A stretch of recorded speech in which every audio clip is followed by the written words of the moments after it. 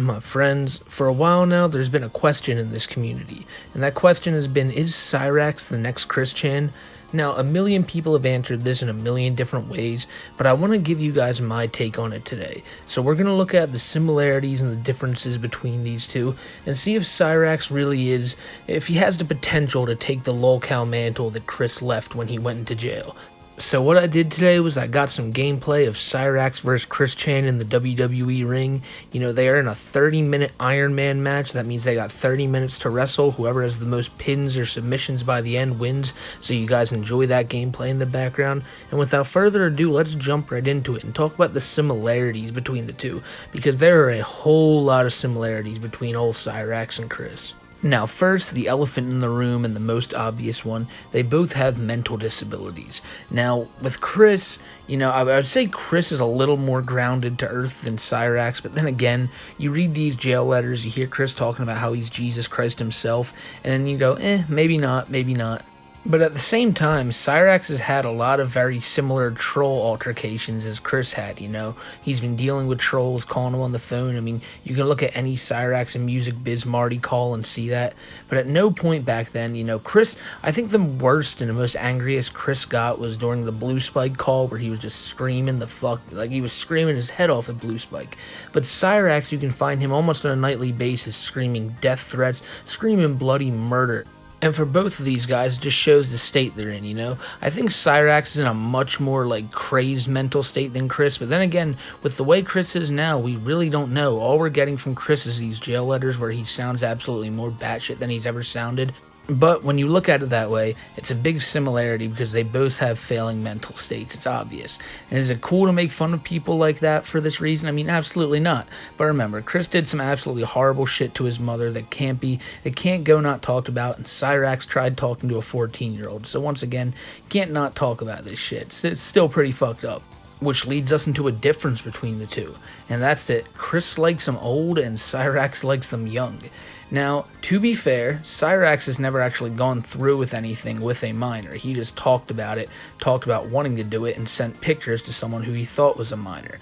Now, Chris, we all know what happened with Chris. Chris deadass boinked his mom, is in jail right now for doing so. So, I guess in that sense, you know, Chris actually, and we'll talk about another difference between the two that has something to do with this later, but yeah, Chris actually went through with the weird shit, whereas Cyrax he kept his solely online.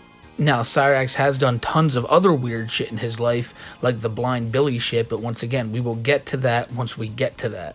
Another thing that both have in common is that both are absolute homebodies.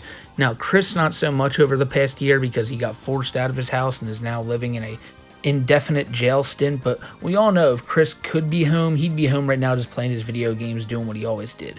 Now, Cyrax is indoors 24/7. I don't even think this man has seen sunlight in years. Now, this is something, however, that you can say back in the past that Chris did a lot more than Cyrax, because to be honest, Chris used to go out with his attraction sign, used to go out to the mall, sit there, try to pick up women, used to go to the library to try to pick up women.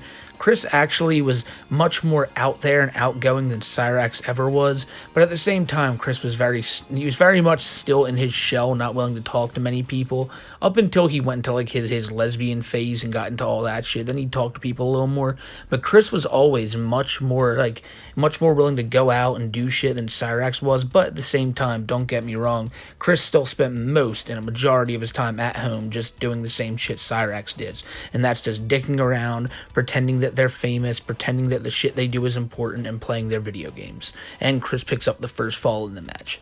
Now, the next similarity between the two is that both of them steal art. Now, Cyrax is a known thief of everything from art to a book he fucking wrote, stole the whole goddamn book, steals music. Cyrax will steal anything he can get his hands on that he won't be able to be confronted in real life about. He'll steal everything he can over online, but he's too big of a pussy to do anything in real life. He's one of these guys who, like I said, he hates confrontation, and once again, we'll get to that later. But Chris, on the same hand, Chris loves his Sonichu shit. And anyone who's listening to this will know that Sonichu is simply Sonic and Pikachu combined. Two of Chris's favorite childhood characters. Well, I shouldn't even say childhood characters because he loved these characters up until, well, today. I mean, he still thinks Sonic the Hedgehog's real, still thinks Pikachu's real. He looks up to Sonic the Hedgehog. So But you gotta remember, Chris stole that fucking art. All his comics. It's like there's characters from all different types of work. Meg Griffin's in his comic. The Transformers are in his comic. Every character you can think of, Chris has stolen it and put it into his own world, and he acts like there's no problems with that.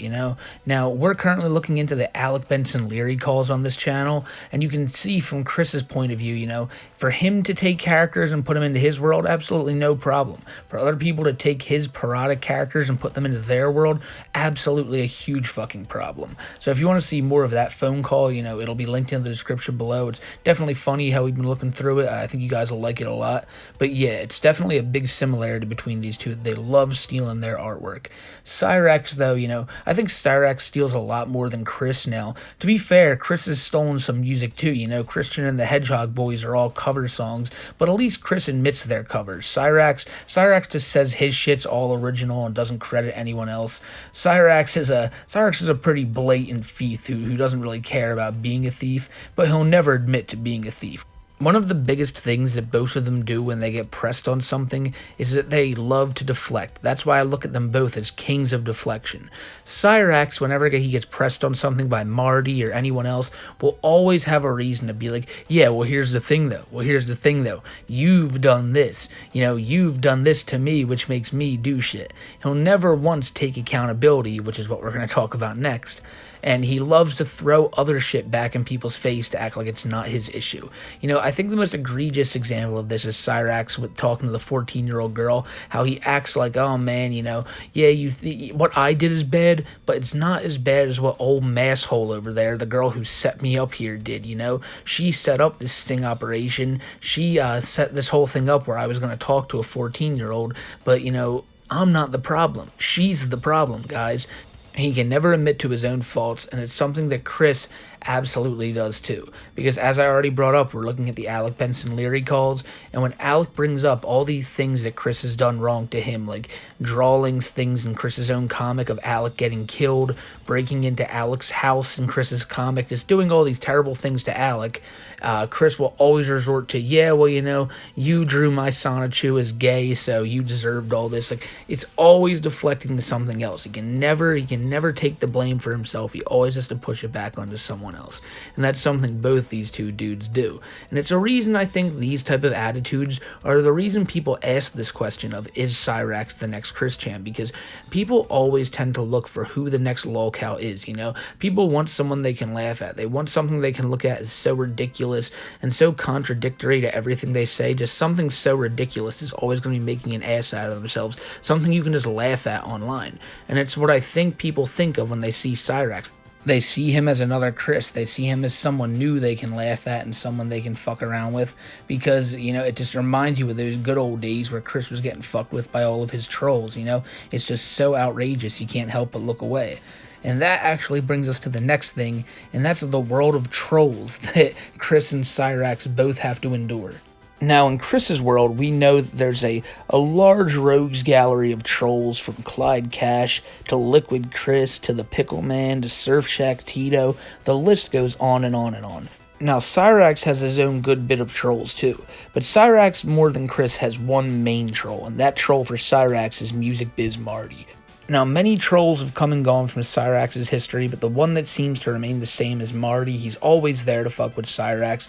Mostly every Cyrax video you look up, Marty's gonna be the constant there. When it comes to Chris, every fucking call has a different troll in it. Lars, Alec Benson Leary, Blue Spike, Jack Thaddeus. There's so many different fucking trolls. There are even the girls. Casey, what was the other one? Emily. There's so many fucking trolls out there for Chris. But it's something that both of them share, and it's that their world is very troll influenced, Both of them wake up every day and they would just get ready to get online and have to deal with whatever the trolls would put in front of them that day.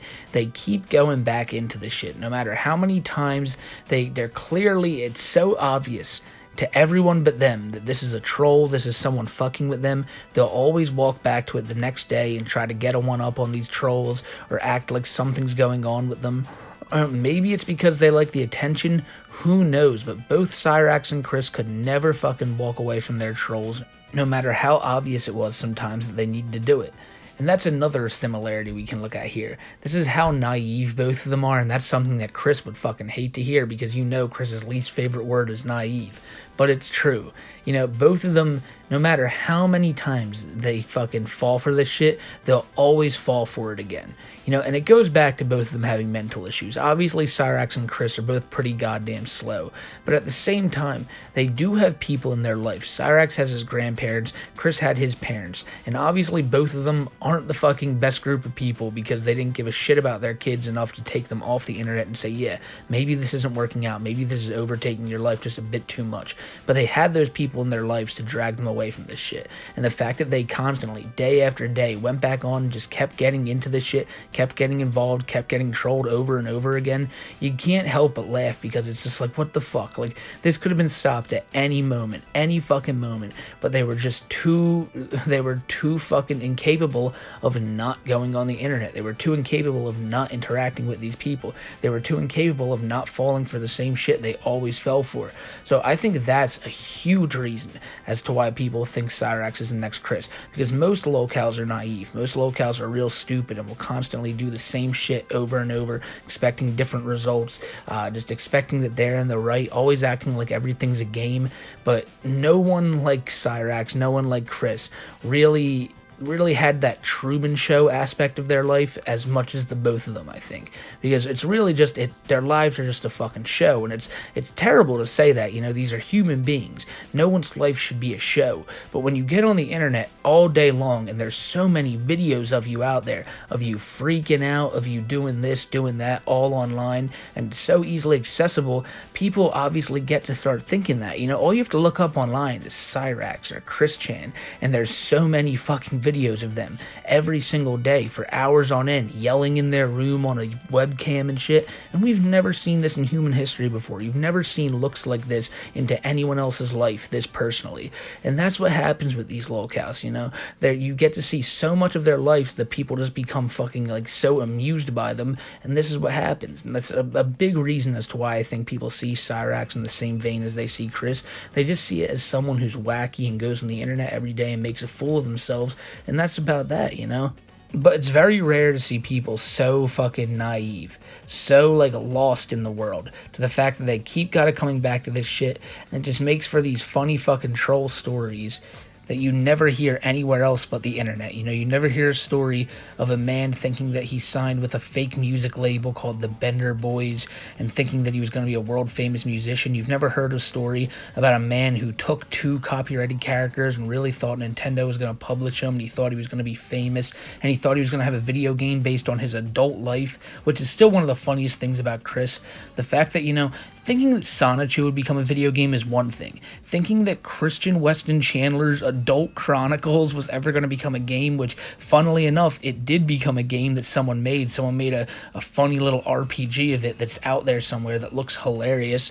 But, you know, the fact that he really thought Nintendo was going to be like, you know what, that's pretty cool, we'll do that. We'll publish a game based off this obscure guy who made this obscure character. But, you know, in Chris's mind, he always thought he was fucking famous. He always thought everyone knew about his shit, which is once again something we're going to get to. And you know what, we'll get to it right now, because it's something big that you got to talk about when it comes to both Chris and Cyrax. And it's something that's a similarity, but eventually becomes a difference. And that is that a few years ago, I should say about maybe 10 years ago, you know, Chris was in that thought process, and he's still in it now, to a sense, where he thought, you know, he was world famous, that Sonichu had millions of fans, and that he could blow up at any moment and this shit like that. Just a big head, you know, a real big ego about him. He thought that the whole world knew who he was. And who else did this sound like? It sounds a lot like Cyrax, because Cyrax will tell anyone and everyone, but mostly Music Biz Marty, that, you know, you stopped me from becoming famous. If it wasn't for you, I'd have billions of dollars right now. If it wasn't for you, I'd be on a stage doing what I should be doing, entertaining the masses, shit like that. And it's something that Chris and Cyrax both do to a fucking T. It's really overestimate what they've done in their lives, overestimate how famous they are and what their work is. They both look at their work, Cyrax his music and Chris his comics, like it's the best thing that's ever been created, you know? They think that their shit should be fucking on a world stage, and they can't understand why it's not. And they'll blame anyone else, mostly the trolls, for the reason that it's not like that, you know? Both of them were convinced that what they did, their music and Sonichu, was absolutely perfect. They refused to take any criticism. Any criticism that was thrown their way was just brushed off immediately as, oh, these people don't know what they're talking about, because Cyrax thinks he's a genius, Chris thinks he's a genius. And obviously, Cyrax still thinks this way. Cyrax still thinks that one day his music's going to blow up, or he's going to become a professional racer, or he's going to become a professional UFC fighter, or something like along those lines. He always wants to do something new. And with Chris, Chris was always for sure that Sonichu was going to become a big product and that he could make money off it, even though in later years, Chris started to admit that he never saw Sonichu as anything other than something fun, that he never wanted to become a job because that would become too stressful. But at the same time, he still thought Sonichu would become worldwide and famous. He was very delusional about that. So when you think about this and how both of them wanted to become famous, you start to think, oh man, that's just their ego talking. That ego got pretty big on Chris and both Cyrax. Well, look where Chris is now. Chris is in jail, and Chris thinks he's Jesus fucking Christ. Is that something that Cyrax is eventually going to run into? Once Cyrax, this part of his life passes and all these trolls leave him and he has nothing left, is he going to start claiming that he's Jesus? Is he going to start claiming some wild shit like Chris? It's just something I think you have to bring up, because both of them obviously have these giant fucking egos about them. They both think their shit's the greatest in the world, so you can obviously think that at some point Cyrax is going to think he's much more than he is, because he already thinks it. He already thinks he's, like he said, he's world fucking famous. But once that comes to pass, how big does he really think he's going to go? Because people like this, their egos never get their egos in check. Cyrax will go the rest of his life thinking he's fucking the next big thing. He'll be 90 years old thinking he's about to blow up at any second for his music career. So it's something I like to think about, is that, yeah, maybe one of these days Cyrax is going to take that Chris route and start thinking like he's like a fucking god or some shit like that, thinking he's a wizard, thinking he's literally Gollum from Lord of the Rings, because he looks it, thinking he's like something more than he is. And it's basically anything, because Cyrax doesn't have much. So just like Chris, it's something to break away from that monotonous life they live.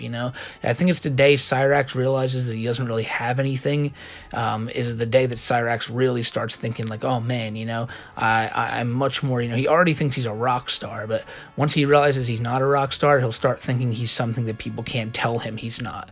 So, we'll see if that comes, when that day comes.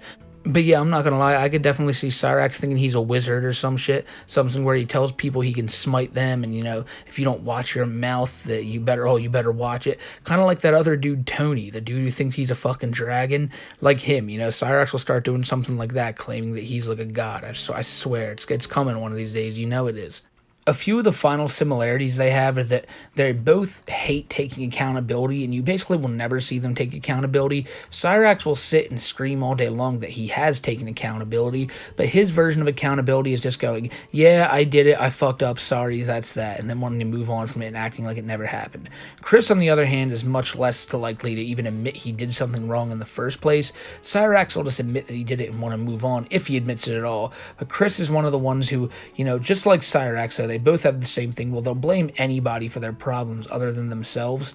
A good example of Chris doing this is the house tour video, where Chris took a tour of his house that was like badly hoarded and shit, recorded it, uploaded it online, and when his parents found out about it, they were like, oh, you better get that offline, or the health inspector will take our house, we'll get condemned. And Chris was screaming about, I'm going to tell everyone online who's re-uploaded it, I'm going to tell them on my command to delete it right now, screaming about shit, acting like it was everyone else's fault for the shit he did. And it's just something that Chris has always done. It's something right now, the shit that his mom, like, he's in jail for boinking his mom, and he's still in jail letters right now blaming Null, blaming all these other people, saying they'd failed a test. He didn't actually do what he said, he just said that he did that so that if people went and snitched on him, he knew who was true and who was honest and who was a fake and all this shit. So Chris, even still to this day, just can't fucking take accountability for a goddamn thing, and neither can Cyrax.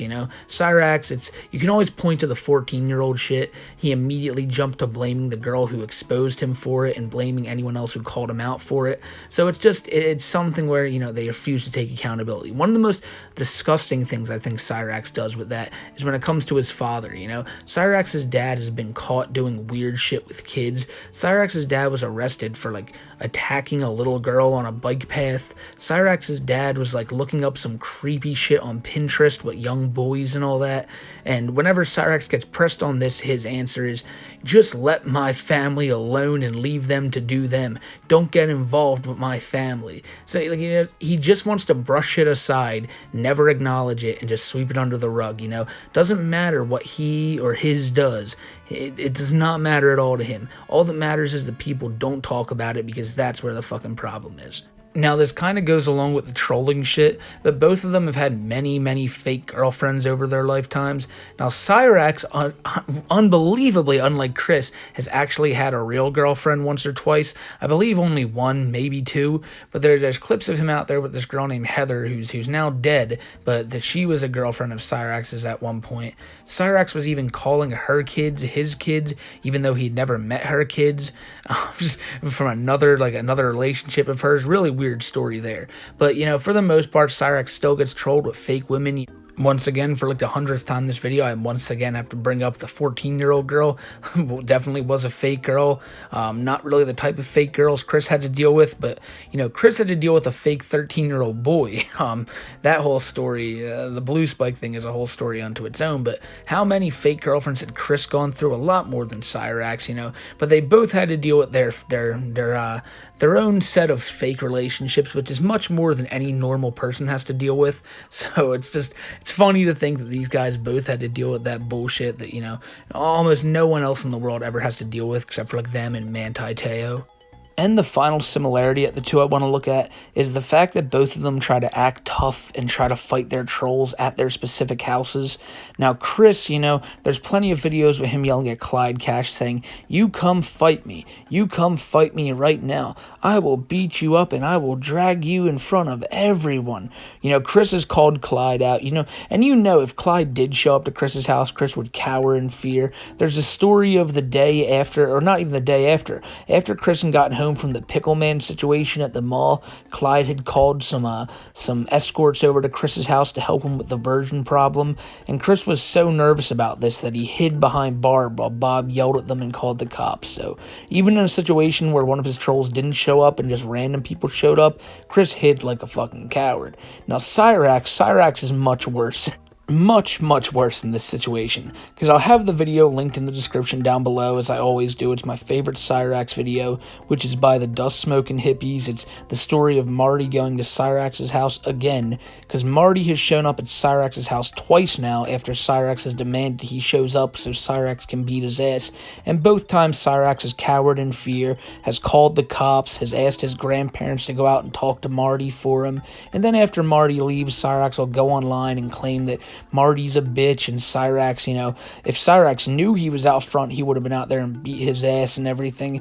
Cyrax is one of these guys who, you know, he loves to talk his shit. He loves to sit online all day and talk shit at people he thinks he'll never see in real life, tell them to come to his house, because if they do come to his house, he'll beat their ass. He does this to everyone, too, not just Marty. Does this to William Gloryhole, does this to everyone who opposes him. Cyrax tells them to come to his house and all this shit, and then when people do show up to his house, which Marty has done, Cyrax will cower in fear, and then once that person leaves, Cyrax will begin the process again of telling that person, well, why don't you come back here, as he once did to Marty right after Marty left, told him, well, why don't you come back then if you're such a man.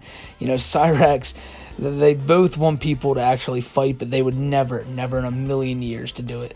As Chris, much less than Cyrax. Chris would like really cower. I feel like if Cyrax could actually go out there for a little while, maybe if he's mad enough, he'd jump around and start screaming.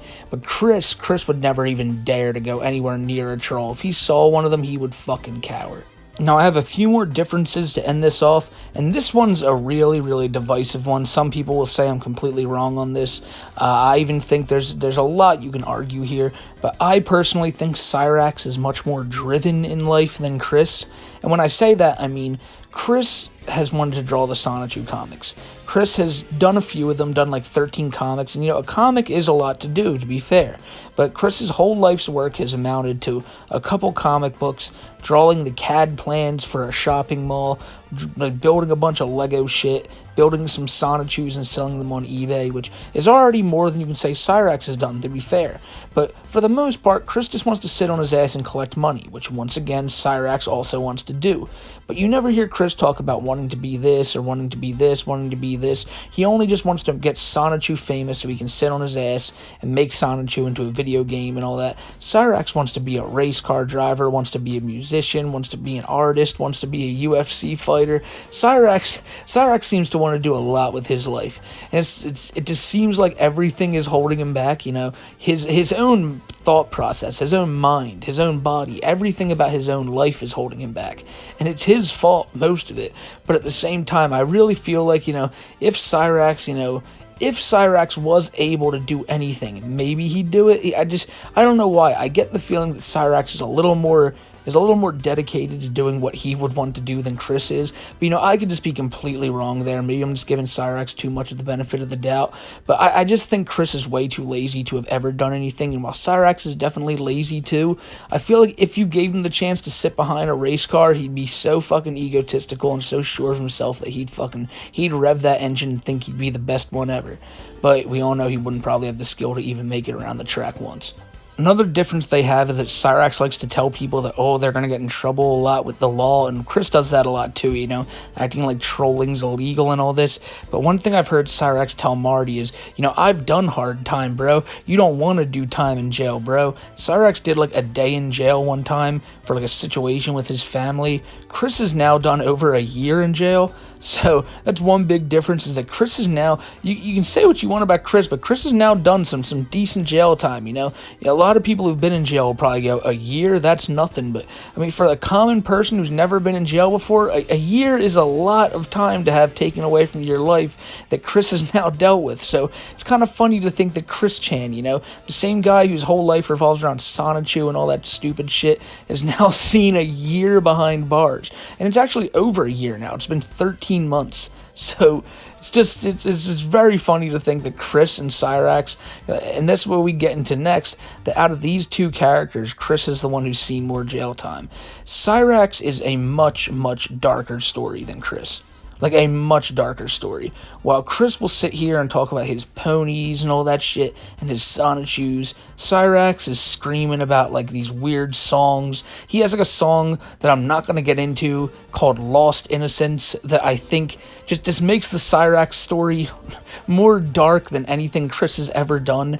The story is, that song that Cyrax sings is stolen from someone, but if you ever heard the subject matter, you'd understand why it's so fucked up for him to sing a song like that.